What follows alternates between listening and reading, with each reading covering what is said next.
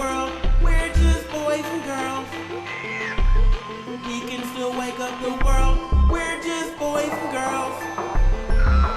We can still wake up the world. We're just boys and girls. We can still wake up the world. Hey, you're back. I'm so glad you're here with me today. We've got a great show for you. Worship, newsy news, a lot of other fun stuff, and a new focus word for the week. Our focus word this week is strength. Watch for strength in our story today. Isaiah 41:10 says, God said, I am with you. I will give you strength and help. See you back here in a little bit.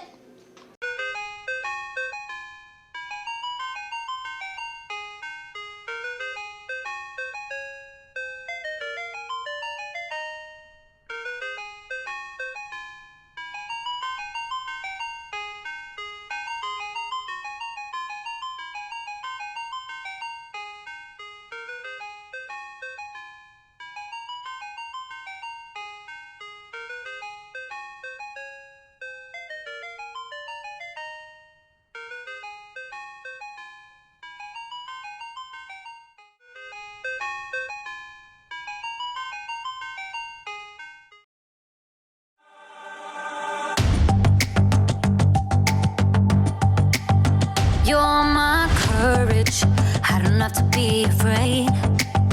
You're my fortress, no matter what comes my way. You're my treasure forever, yes, we'll be together always. Even when the days get harder, I know you'll rescue me. Even when the sky is darker, I know you'll bring me peace. You are my strength, you are my savior. Oh. Even when the road gets longer, I know you'll be with me. Even when the waves crash harder, your face is all I see. You are my strength, you are my savior. Oh. You are with me every single day. Through the darkness, oh, you lead the way. You're my treasure forever, yes, we'll be together always. Even when the days get harder, I know you'll rescue me. Even when the sky is darker, I know you'll bring me peace. You are my strength, you are my savior. Oh. Even when the road gets longer, I know you'll be with me. Even when the waves crash harder, your face is all I see. You are my strength, you are my savior. Oh. Every time I fall, you pick me up. You fight for me, you overcome. You bring me peace, you give me love. For you I sing, to you I run. I praise your name for all you've done. You are my strength, you are my savior. Ooh. Even when the days get harder, I know you'll rescue me. Even when the sky is darker, I know you'll bring me peace. You are my strength, you are my savior. Oh. Even when the road gets longer, I know you'll be with me. Even when the waves crash harder, your face is all I see. You are my strength, you are my savior.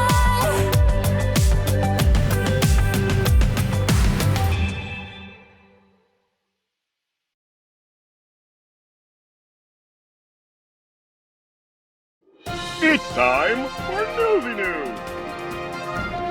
Good evening, I'm Miss Hannah and welcome to Newsy News. We're not nosy, just newsy. Today's top story is about spies. What are you doing? You said flies. I couldn't get. No, I said spies. Oh, Oh, spot. Yes, yes. Okay, I'm sorry. I thought you said. I'm sorry. Continue. Thank you. Today, we are talking about spies. 12 spies, in fact. Now, we couldn't get in touch with some of them, but we are able to talk to Joshua and Caleb. Let's hear from them now. Hello, gentlemen. Thank you for joining us this evening. Can you tell us about how you two became famous spies? Well, that's a tough one. I'm not really sure who makes my favorite fries. Well, there's No, McDonald's. no. I said famous spies. Can you tell us your spy story? Oh, spies. Of course, yeah. We were traveling with our people on the way to the Promised Land. When I say to our people, I mean Israelites. That's our people. Me and Caleb are Israelites. We're part of God's chosen people. Yeah, and we had been traveling for a while, and we came to this desert of Paran, and we stopped, and we made camp so we could rest, drink some water, figure out where to go next, and then Moses starts walking around the camp, picking guys just one by one from each family and telling them they're going to have to serve as spies and sneak into the land that was, up ahead of where we were camped. That was the Promised Land. Mm-hmm. So Moses comes up to you and asks you to go on a special assignment to quietly sneak into the Promised Land. What did he want you to do when you got there? A couple things, actually. Go into the land God has promised to give us. See if the people there are strong or weak. See how many there are. Do their towns have tall walls around them? Is the land good for growing food? And also, bring back some of the fruit that you find. Now, it took us 40 days to get all of the information and the fruit that we needed, but we got it, and we headed home, and our families were really happy to see us. Do you remember what the report about the land was? Oh, sure. We went into the land where we were sent, and it does flow with milk and honey. I mean, here's its fruit, right? But the people who live there are very powerful. And the cities are fortified and very large. We even saw the descendants of Anak there. The Amalekites lived there, the Hittites, the Jebusites, the Amorites. They lived in the hill country, and the Canaanites lived near the sea along the Jordan. Everyone became afraid. I mean, they started talking louder and louder why we shouldn't go into the Promised Land. Yeah, and that's when I spoke up, right? That's when I spoke up and told everyone that they needed to be quiet for a minute. And I told everyone that we needed to trust God and that if He said the land was going to be ours, that we just needed to take it. So I'm sure everyone listened to you and all went into the Promised Land and lived happily ever after, right? Wrong. Caleb and I were the only two spies that believed what God said. I mean, we were the only two that trusted God. We begged the other people, the other 10 and everyone else to please obey God's plan. Let's go in and take what God said was ours. But they wouldn't listen. Yeah, not only would they not listen, they actually got angry with me and Josh and wanted to hurt us really, really bad just because of what we were saying. Wow, they were really angry at you when all you were trying to do was get them to trust God. That must have not been a good feeling. Well, no, it wasn't. We were upset, and so was Moses and Aaron. Moses went before God, and he begged him to have mercy on the people and to forgive them for disobeying him and for wanting to hurt us. He prayed, and God finally said he would forgive them, but all the people who had complained and didn't trust God would not be able to enter the Promised Land. It took 40 years. All the people who wanted to hurt us grew old, and they died, but their children were able to enter into the Promised Land. Well, wait, weren't you all grown-ups at the time? How did you make it into the Promised Land? Well, since we decided that we would believe and trust God no matter what, even when the people got mad at us, even in the face of all of those enemies, God decided to bless us with the opportunity to see the Promised Land. And let me tell you, it was beautiful. Amazing.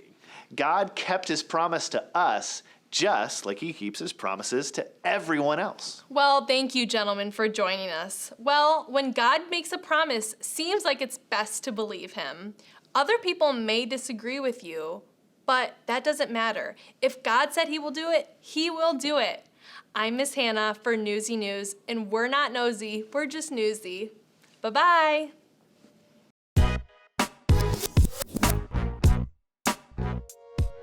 It's time for Bring It All Together, the part of the show to stop, take a minute, and talk about the story and figure out why it matters. Today, in our story, we got to see the Israelites make it a little farther in their journey toward the Promised Land. In fact, 12 of them actually got to see it. Yeah, so this week we saw Moses send 12 spies. Can you imagine what it would have been like to be a spy? To check out the Promised Land.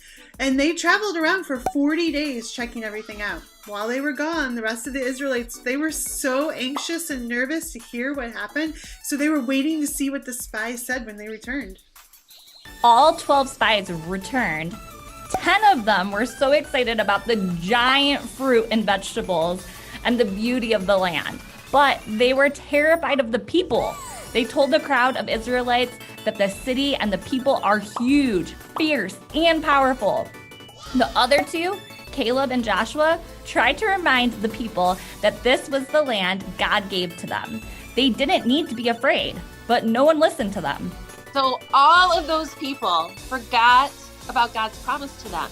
And they so quickly got scared, and they were just ready to go back to where they came from, ready to go back to being slaves instead of moving forward to the promised land that God promised them because they were afraid. That's like really sad. Yeah, it's definitely sad. Here's the thing, and this is what we have to know. No matter what happens at home or school or what may happen in the future, we can trust God. Even when it looks like things are out of control or things are just, hurtful or sad, we can trust God. We can have confidence in God's strength and his help, just like Joshua and Caleb did.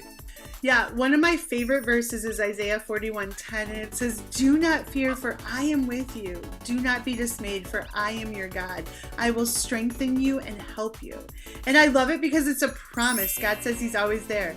Caleb and Joshua saw the same city and the same things as the other 10 people, but they chose to move forward because they knew that God had promised them good things.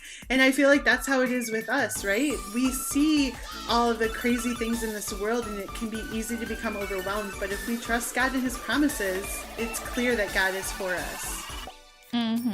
Yeah, they knew that God would give them the strength they needed to do what he was asking them to do. Right. And God always keeps his promises, always. And he's more powerful than anything. And he always does what he says he will do. And I love that about him. Yes, always. Yeah. Well, Caleb and Joshua didn't follow the crowd. They didn't give in, even when everyone around them was afraid and ready to give up. They believed what God said, and eventually they made it to the promised land. Now, let's all trust God's promises the way that Joshua and Caleb did this week. How's that sound? Let's do it. Yeah. All right, guys. Well, thanks for coming. We'll see you next time. Bye. Bring it all together.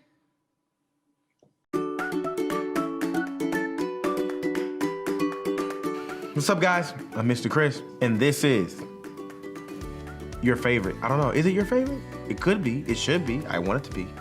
Bible book of the month. We're going to talk about one book of the Bible. And that book for this month is the book of Genesis. Okay? The book of Genesis is the what book in the Bible? No, not the 12th. No, not the 5th. It's the first. First book in the Bible. Okay? The name Genesis is a Greek word meaning origin or source or beginning. Okay? The author of the book of Genesis is Moses. And it was written between 1450 and 1410 BC. It is the first book in the Bible, and it is also the first book, obviously, in the Old Testament. It has 50 chapters. 50 chapters, okay? And the events of Genesis end 3 centuries before Moses was born. That's a long time. Here's another fact about it. The book of Genesis covers more time than any other book in the Bible. Genesis covers more time than the remaining 65 books in the Bible all put together, which lets you know that there's a lot that we can look at that's very, very important in the book of Genesis. Now, I don't want to give you too much this time.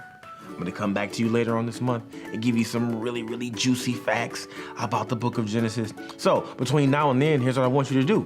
Pull out your Bible or, flip to it in your phone or your smart device and give the book of Genesis a look, okay?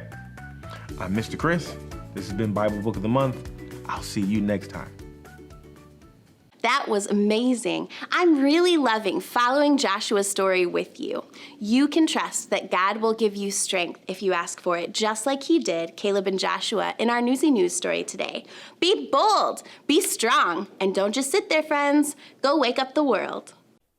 Today's show would not be possible without the support of the following people, places, or things.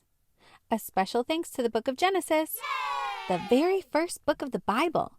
That's pretty special. Shout out to Sneaky Spies for going into a new land and checking it out.